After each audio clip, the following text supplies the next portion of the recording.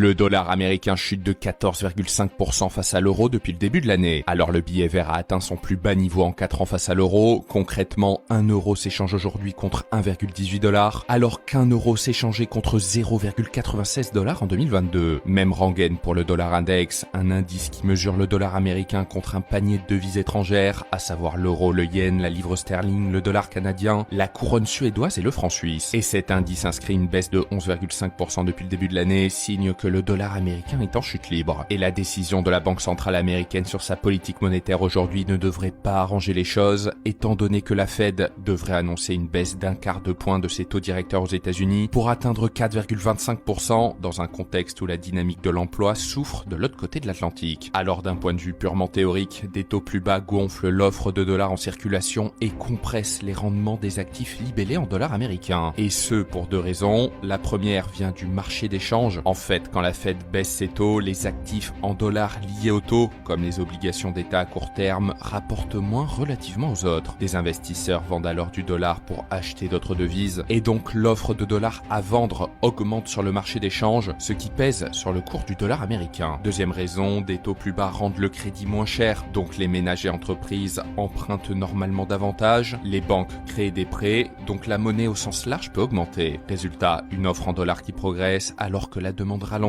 donc la devise se déprécie. Je vous reparle très vite de l'effet de change pour les investisseurs qui s'exposent au dollar. Abonnez-vous pour ne rater aucune vidéo.